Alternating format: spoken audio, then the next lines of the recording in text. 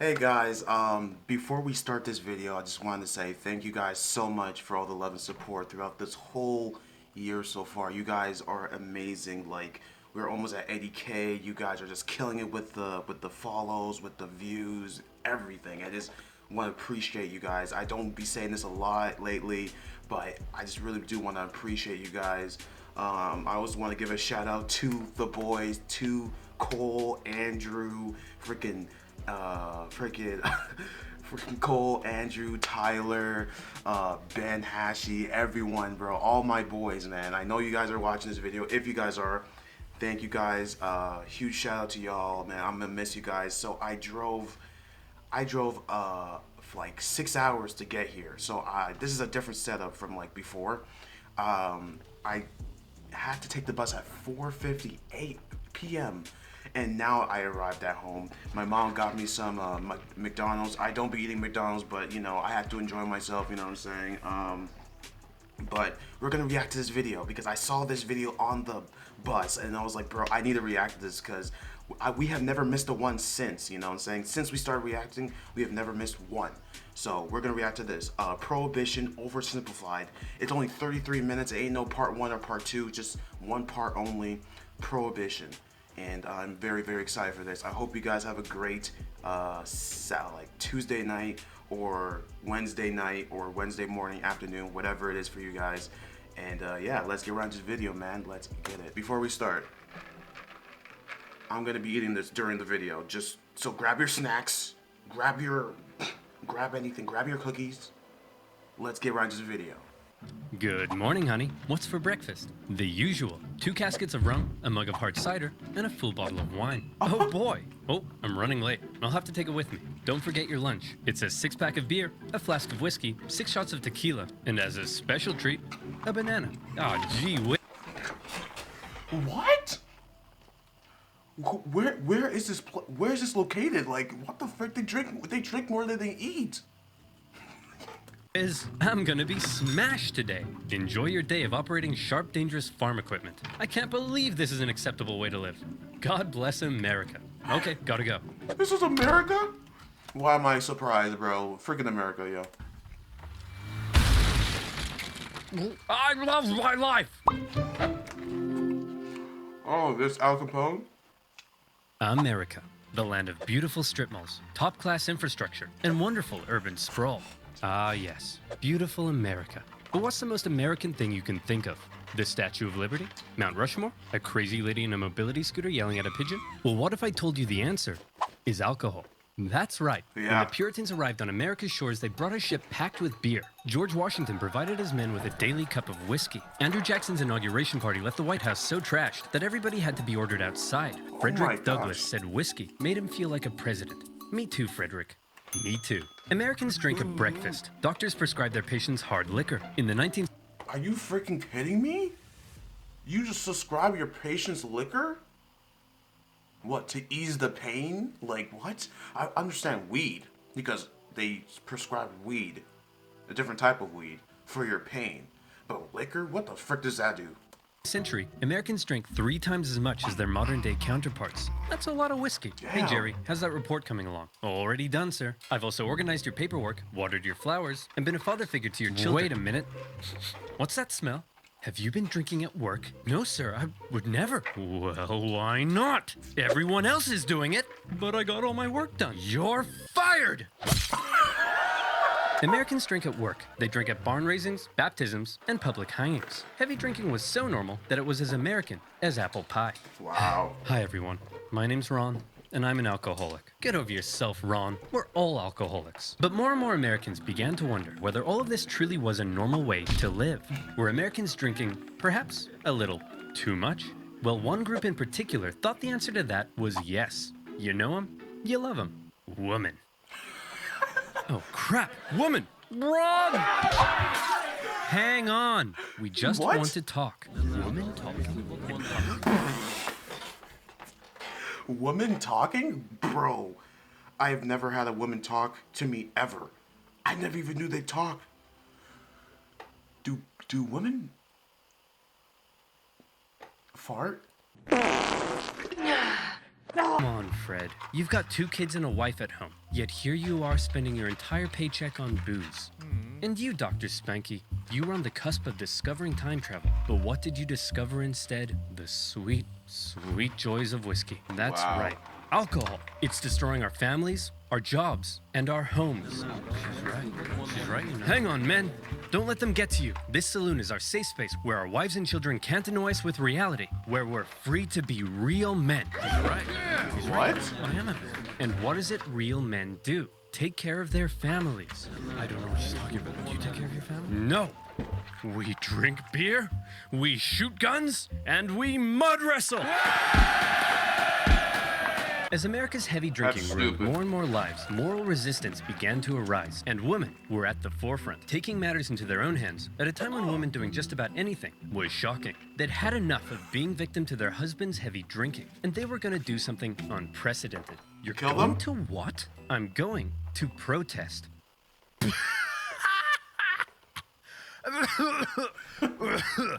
Oh, sweetie, women can't protest.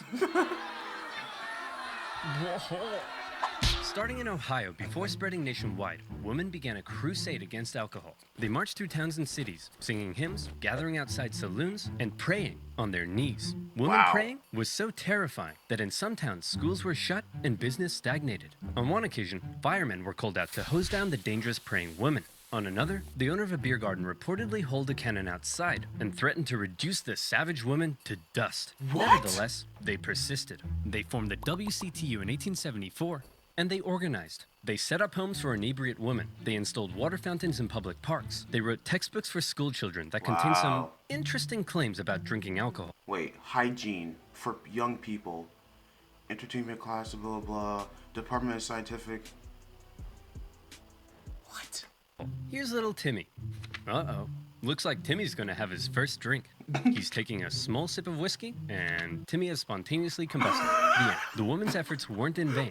In small towns across America, drugstores agreed to stop fulfilling prescriptions for alcohol. Men committed themselves to giving up drink. Inspired by the woman's moral fervor, some saloon owners closed their doors. The Women's Crusade and other temperance movements were forcing people to reconsider alcohol's role in society, and more people began to side with the growing temperance movement. Many states had even begun enacting their own dry laws that restricted the sale and use of alcohol. One of them was Kansas, where alcohol had been out. Why is this one Kansas, but this one is not Arkansas?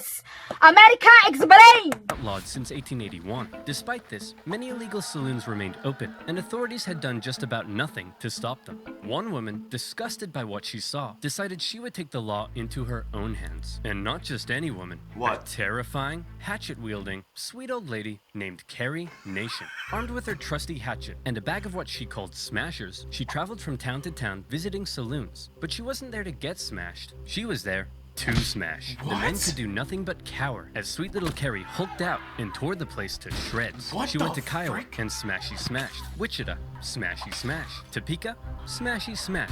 On a couple of occasions, she was arrested, but each time they were like, okay, Carrie, we're gonna let you go so long as you promise to be a good girl and not smash up any more saloons, okay? Screw you, pig! Damn! I think she's gonna be all right. Smash, smash, smash.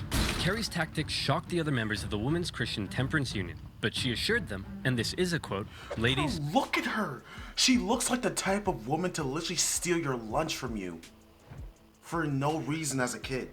To literally put you in the corner just because you're telling someone else to shut up. Bro, oh my gosh. You do not know how much joy you will have until you smash, smash, smash. Carrie became a household name, and she hoped her unusual tactics would spread across the country. But unfortunately, many of the women's movements eventually slowed down. Why? Well, because of this kind of thing. Thelma, I ripped my pants again. Ugh, well, you'll have to sew them yourself because I'm going out protesting. What? Wow. I don't know how to sew. What if I burn the house down and get eaten by alligators? What? Don't be stupid, Mitch. Look, I've got to go. Call me stupid? She's the one who's stupid.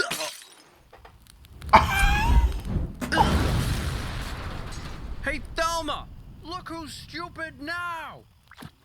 See, while the women were out protesting, there was nobody to do the cooking and cleaning and being seen and not heard, and they gradually had to return to their duties at home. Yeah. But where the woman had got the ball rolling, a new movement was about to take that ball all the way to Washington, D.C. I'm talking about the Anti-Saloon League. The Anti-Saloon League was a political pressure group run by a very sweet-looking old man. But don't let that deceive you. This guy was an evil genius. Oh my While gosh. the women's movements were interested in a whole range of issues, Wayne Wheeler and the Anti-Saloon League only cared about enemy number one, Mr. Alcohol. And as a result, they were extremely effective. They were able to exploit the fears of the American people. And I mean everyone's fears.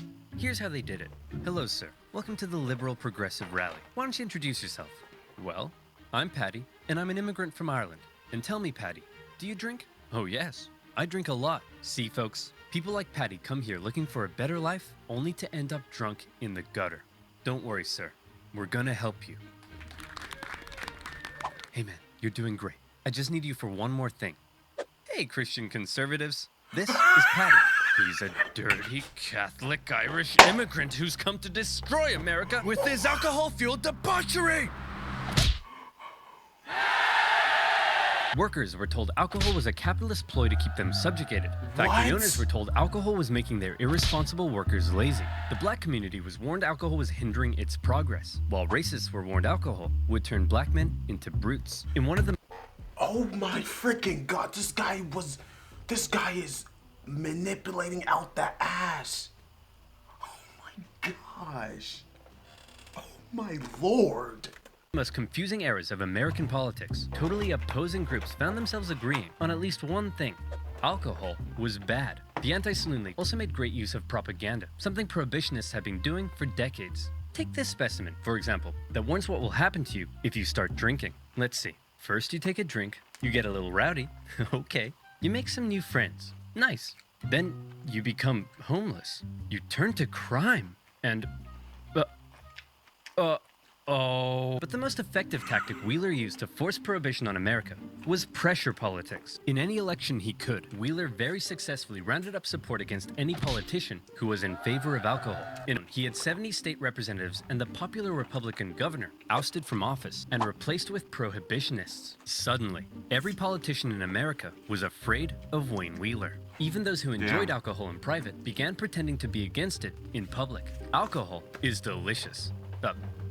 Malicious. Sorry, Wayne. I'm really drunk right now. Then it really hit the fan in 1917, when America found itself fighting in the First World War against Germany. Anti-German sentiment exploded. Sauerkraut became Liberty Cabbage. German measles became Liberty Measles. Wow. And Dachshunds became the embodiment of evil. See, America? You've always been this way. The biggest brewers in America were German, and Wheeler saw to it that drinking alcohol became akin to pro-German treason. The German brewers desperately tried to fight back, creating their own propaganda, presenting beer as a healthy beverage, one that you could even give to your kids. As you can imagine, it didn't go down well. President Wilson instituted some temporary wartime prohibition measures to save grain for food, and with many in the country now in support of prohibition, all that was left was to make it law. One problem was that taxes on alcohol made up nearly 40% of the US government's annual revenue, and the government wasn't just about to give that up. No problem. The Anti-Saloon League helped lobby for the creation of a new income tax on the American people, and just like that, the government was no longer reliant on alcohol. Wow. Prohibition was finally introduced to Congress in 1913, not just as a law, but a constitutional amendment. In 1917, as the House held their final vote on the Prohibition Amendment, Wheeler was watching from the gallery. You spineless cowards. I know half of you drink, yet here you are bowing down to Ned Flanders up there. Look at him, like he's some kind of Caesar. Ugh, don't be so dramatic. I obviously don't think I'm Caesar. Now release the lion. In the end, Prohibition passed the House easily, 282 votes to 128, and the states ratified the new amendment by 1919. America, a nation obsessed with liberty and freedom, had just voluntarily given up its private right to choose whether or not to drink alcohol. We did it, folks. We fixed everything. America will be perfect forever. But you just dissolved America's 5th largest industry and lost tens of thousands of jobs for us immigrants. No, you idiot. You don't get it. We helped you, idiot. Ugh, I could really go for a beer.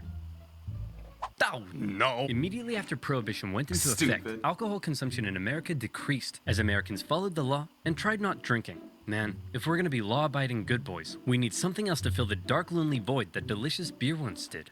Well, how about we crack open a nice cold can of water? Hell yeah! Toss it over. What? Carbonated? Nah, this isn't doing it for me. Let's try knitting. This isn't filling the dark void at all. Wanna play some kites? Ah, screw it. Let's go get some illegal beer. Well, it seemed like many Americans supported Yeah, Prohibition. at that After the law point. went into effect, it seemed like just as many Americans intended to keep on drinking, and they would go on to find a variety of ways to break the new law. Here's a question for you. Do you like breaking the law? Well, shame on you. No. Or do you like saving money when you shop online? Then you should use Honey. Do you ever shop in store? Of course not. Bro, he then got you'd me. have to talk to panel. So thank you. Now where were we? Oh yeah. Punching Patty, passing Prohibition, Yeah. and procuring pints. Pretty soon after the new law went into effect, the failures of Prohibition were already beginning to rear their ugly heads. Ew. For starters, the details of the new Prohibition law, written by none other than Wayne Wheeler himself, turned out to be more draconian than expected. Many What? Prohibition supporters only wanted to outlaw hard liquor and hoped beer would remain legal, but the Volstead Act outlawed anything over 0.5%. That would make 0.5%? Then you're what? That's not even alcohol at that point. That's not even what?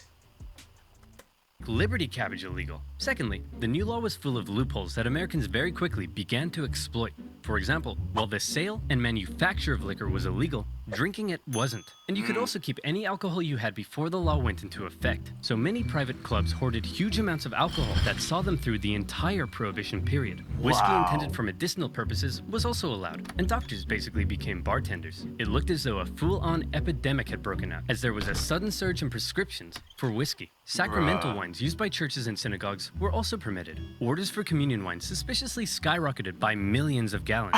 And as rabbis had access to religious wine, Are you kidding me? Communion wine?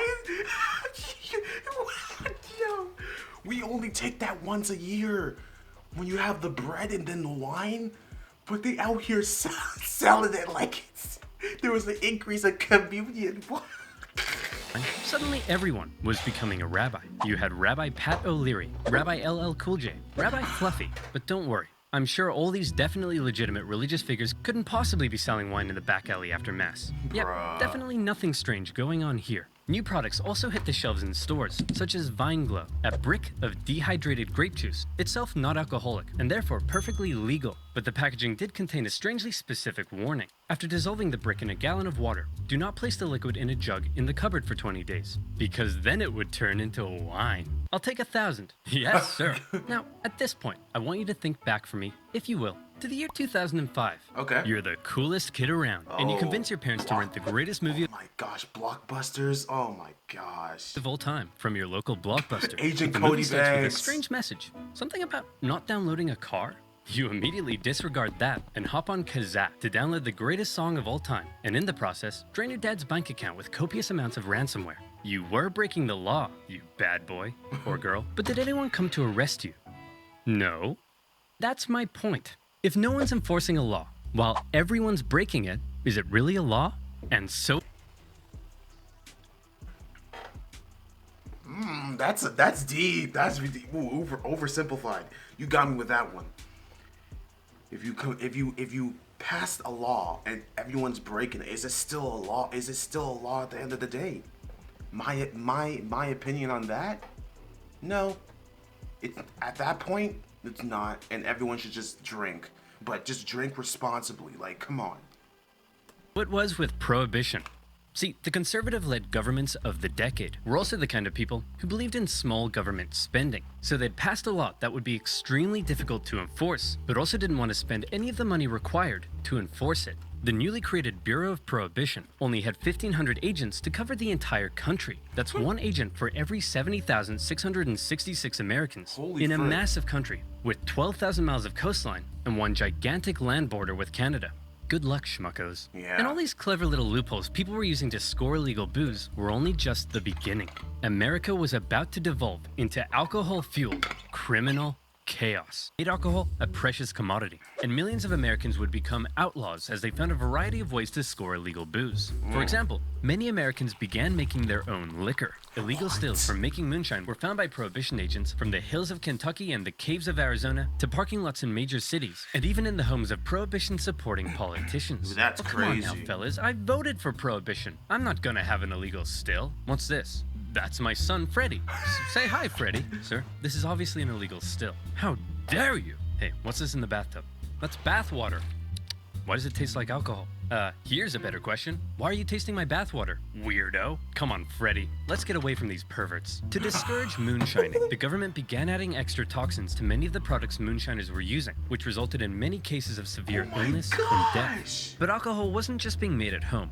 Along America's vast coastlines, rum runners smuggled alcohol into the country by sea. A floating supermarket known as Rum Row extended along the East Coast just beyond America's maritime limit, and bootleggers frequently sailed out in small boats to pick up shipments of booze. These bootleggers could then be found selling their illegal products everywhere, even in the holes of Congress. Wow. Pop. One day, I want to work here. Well, son, if you work hard and never give up, one day even you could be a massive hypocrite. Even President Harding was known to serve his cabinet bootlegged whiskey, and some bootleggers were so successful, they became bazillionaires, such as Roy Olmsted, an ex-cop who became one of the biggest employers in the Seattle area from smuggling booze. Unfortunately, all of his whiskey came from Canada. Yuck. All of this criminality was... Bro, are you making fun of us Canadians? What do you mean? Our booze suck? Canadian booze sucks? Like, is that what you're saying right now? Don't stop disrespecting. being made possible by copious amounts of corruption. Across the country, armies of government officials were persuaded to turn a blind eye. Bootleggers became so rich, it was no problem to stuff a couple $1,000s into the front pocket of the police chief, or the mayor, or their disapproving mother. And some cops were getting almost as rich as the bootleggers. All right, men, everyone gather in. I've received word that one of you has been taking bribes from bootleggers. Any ideas who? Kevin, perhaps.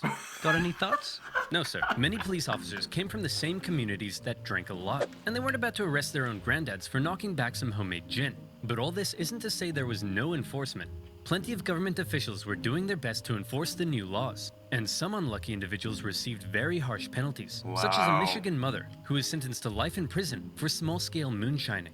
Cases like these were widely reported in the media and only served to make Prohibition even more unpopular. But not just that, the media also loved to cover the exploits of the most famous bootleggers, turning them into national icons. Wow. One of the biggest bootleggers Of course, was a the man women, right? named George Remus. Originally a lawyer, he watched as his bootlegger clients paid off enormous fines like it was nothing, and proclaimed bootlegging's the business for me. But unlike most bootleggers, Remus had big brain, and he came up with a pretty clever system. See, there were millions of gallons of liquor produced before Prohibition that were sitting in distillery warehouses, and it could only be sold with government permission to drug companies. So Remus set up his own drug company and bottled the liquor. Then he set up his own transport company to transport the liquor. And then he would send his own men out with guns to intercept his own transport vehicles. And this would happen. Hey man, this is a stick-up. Oh no, please don't hurt me. I won't hesitate to shoot. Please, I have a wife and kids. Hand over all the whiskey, Fatty. Hey!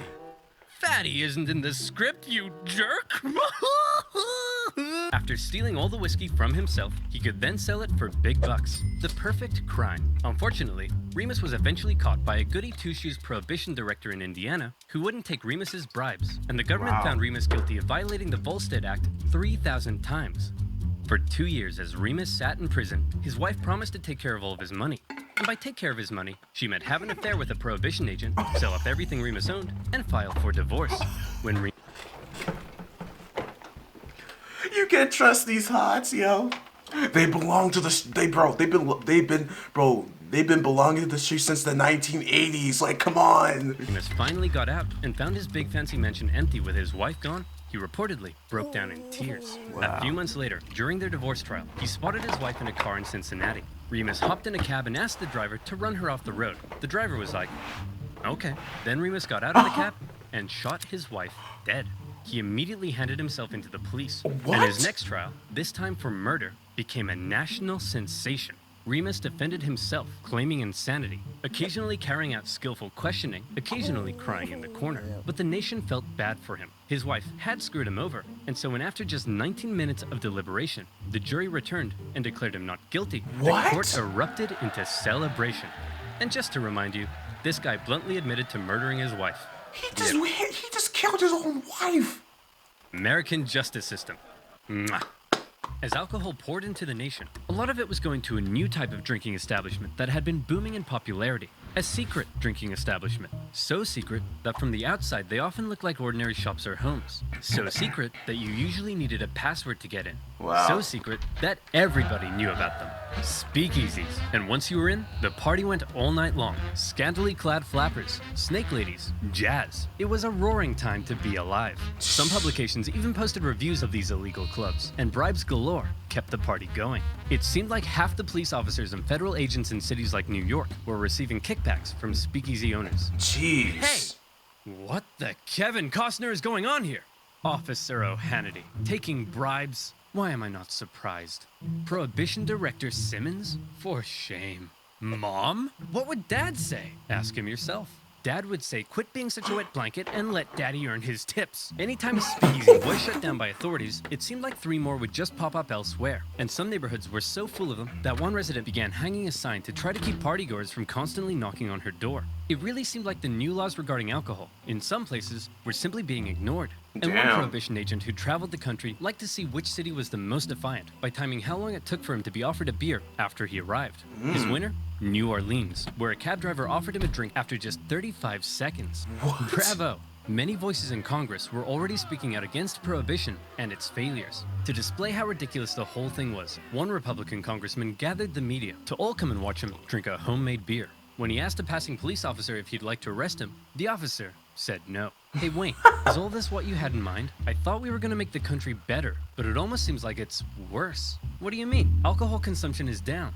Well, that may be true in your small town world, but it says here drinking in some areas is up, as are arrests for public intoxication, drunk driving, and incidents of liver cirrhosis. The general chaos has turned America into a nation of criminals with no respect for the law, and all these attempts at enforcement are just costing the economy valuable money and eating up judicial time and resources. Release the lines.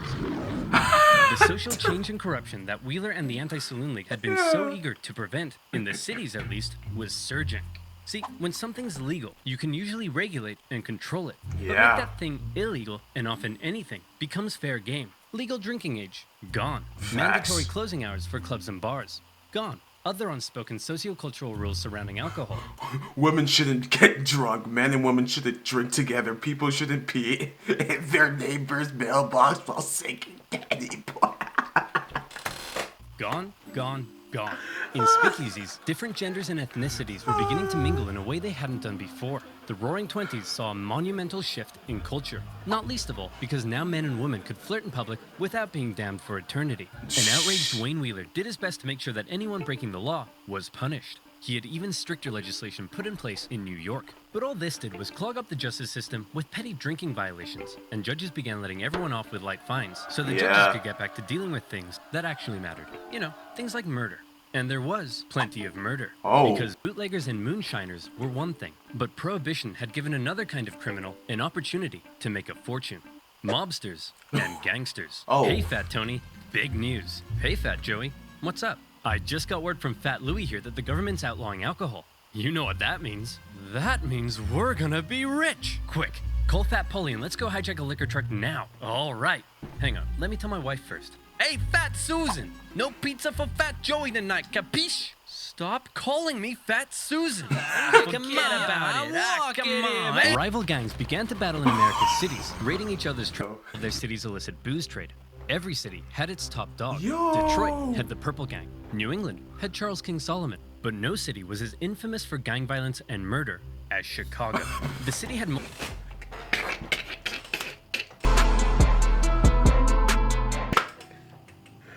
Oh my God! Is that even a surprise? We're talking about, you know, Chicago, bang bang, old block, cheeky, like. multiple gang factions, and at first, they agreed to stay in their own neighborhoods. But the thing about criminals is that they're criminals, and the agreements inevitably broke down. Oh my gosh. One day, the leader of the Italian Southside gang was walking along the street when this happened. And he was like, you know, I think I'm done with this, and left for New York, leaving his crime empire to his chief enforcer, none other than Al Capone. Ooh, having been knifed in the face in his young fire. years, Capone earned himself the name Scarface. Although interestingly, he hated that nickname and preferred to be called Snorky. Snorky was ruthless, just like any other gang leader in America. But what set him apart from others, the reason he's become synonymous with 1920s gang warfare, is this. Most other gang leaders would try to keep a low profile because, you know, they're killing and murdering. He doesn't and keep stuff. low profiles. But Capone lived for the fame and kept an extremely high public profile, frequently speaking with the media about his exploits and presenting himself as a gracious host, providing Chicago with good times. No need to thank me, fellas. I just provide the city with a valuable commodity while doing away with the competition. You mean you murder people? Whoa, who said anything about murder? I just, you know, force my rivals underground. When you do the thing with the hands, it seems like you're talking about murder. Whoa, look at you with the brains. No, I just help people retire from life. So murder. Whoa! Al Snorky Capone was somewhat of an enigma. Brutal in how he dealt with enemies, but in front of the camera, he was all smiles. One day, he'd be ordering hit after hit. The next, he'd be signing autographs in Wrigley Field. One day, he'd be bludgeoning members of his own gang with a baseball bat for conspiring against him. The next, he'd be playing Santa at a nearby parochial school. And no murder could ever be traced back to him. Just like every other criminal, he stuffed the pockets of city officials with cold, hard cash. And any who did try to oppose him sometimes found themselves being thrown down the steps of City Hall in broad daylight. Problem solved. The public couldn't get enough of Capone. He was crazy. He quickly became a household name as people romanticized the gang life he lived. And this became a source of concern for the people at the very top. President Hoover? What is it now, Miles? I'm busy. Well, it's just that there's a lot of crime, sir. Crime? How long's that been happening? Well, since the dawn of man, sir. Hello? What? Would you like me to blame it on the Democrats again? No, Miles, I want you to blame it on squirrels. Yes, the Democrats. Now stop wasting my time. Since having a crime lord controlling public officials and winning the hearts of the people probably wasn't a good thing, Hoover personally ordered that something be done about this Capone fellow. But before he knew it, President Hoover was also dealing with another major problem. What? You know him. You love him. Woman. It really wasn't going very well. One person with a brain was Pauline Sabin, an extremely influential and rich woman who served on the Republican National Committee, fundraised for Republican presidents, and had a secret wine room in her giant mansion. She initially supported Prohibition, but was now disgusted at the chaos it had created, and she began a new women's movement, this time not for Prohibition, but against it. Being the extremely influential woman she was, her new organization gained nearly 1.5 million members within 2 years, 5 times that of the Women's Christian Temperance Union. She hated that the WCTU claimed to speak for all women, and she began calling for the repeal of the 18th Amendment. President Hoover, I helped fund your campaign, and now I want you to end Prohibition. Miles, what is it I say when I'm not going to do anything? You'll look into it, sir. Oh yeah, that's right. Pauline? I'll look into it. Sabin gave speeches on the steps of Congress and helped start a growing push among the American people against Prohibition. But Hoover, a prohibitionist himself, wasn't budging. Then, on the 14th of February, 1929, something happened that shocked the nation. What? Men, thought to be working for Al Capone, tricked some Irish mobsters into meeting them at a garage in Chicago, thinking they were there to purchase hijacked whiskey. Nah, they got Instead, necessity. the mobsters were lined up against the wall by men dressed as police, and they were shocked. The Valentine's Day Massacre had people outraged. It was cruel. They have pictures of this? There's pictures? Someone took a picture from... Bro, what? And almost felt like American mobsters had finally crossed a line. People were sick of the violence, and in part, they blamed Prohibition for helping to create it. The Damn. pressure on Hoover to do something was steadily increasing. Fine. Miles, I want you to put a report together to see if this whole thing is working. You mean the thing where mobsters are becoming increasingly powerful and massacring each other in the streets and everyone is disregarding the law and half our public officials are corrupt and taking bribes? That thing? Yeah, I want to know if it's working or not, Miles. Stop wasting my time. Hoover continued to drag his feet on Prohibition, but after the Yo, this Valentine's Day fool's Massacre, he was still determined to do one thing. He wanted Al Capone in prison. Since Capone had been so careful, the FBI were having a hard time charging him with anything, but eventually, they got him. Capone, we Yeah, know they you're supplying did. Chicago with alcohol and you've been involved in countless murders. Whoa, look at you with the crazy talk. I ain't done none of that stuff. But you're rich, right? You're damn right I am. And so where'd all the money come from, Capone? All right, I'll let you in on a little secret, but you gotta promise not to tell anyone, okay? I don't pay my taxes. Whoa! For all of his murdering, Yeah, literally. I remember. I think he got in trouble. He went to jail because he didn't pay his taxes, yo. IRS finally got Capone on tax evasion.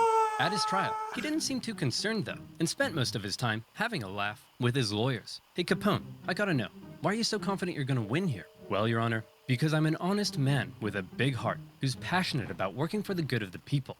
and also because I threatened the entire jury's families. Luckily, at the last minute, the judge replaced the entire jury pool with a new one that Capone's men hadn't yet got to, and Capone was found guilty.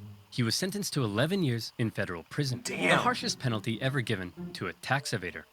But even with Capone locked away, the violence in Chicago and other cities continued, and in response, the movement against Prohibition continued to grow.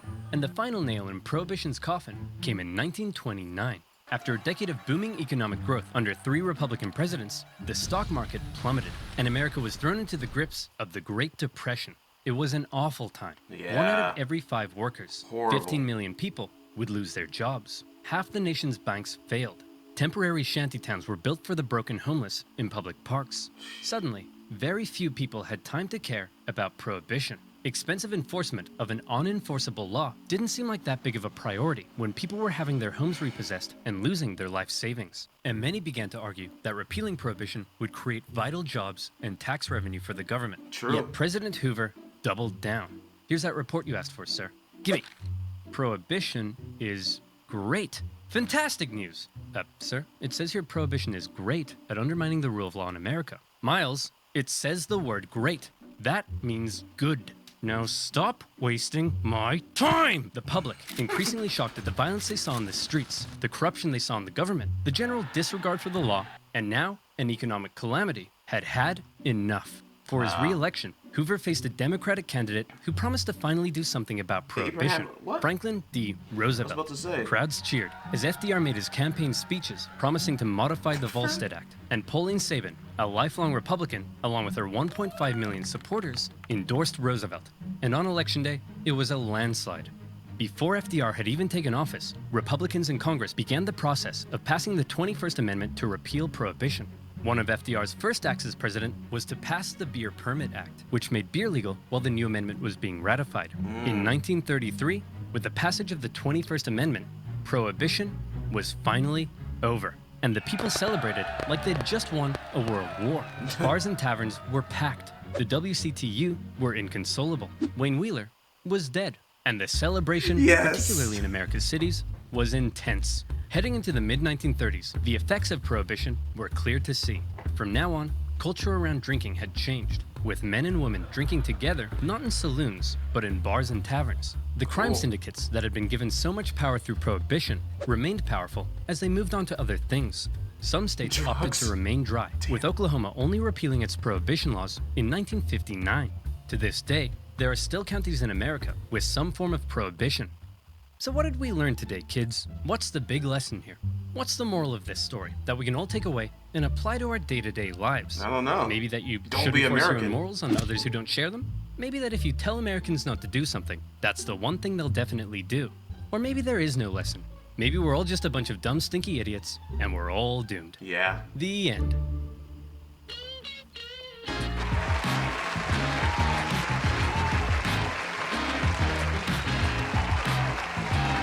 Yes, bro. That's what I learned. Don't be American. That's it. If you're American, you're clocked. No, but seriously though, this was a very, very good video. Shout out to OverSimplified once again, man. Yeah, I hope you guys enjoyed. I hope you guys had a great time. I hope you guys ate your snacks and stuff like that, bro. I'm done everything. I ate all my snacks, you know what I'm saying? But I'll catch you guys in the next video. Smash that like button. Let's see if we can aim for 100 likes on this video. And yeah, I'll catch you guys later. Peace.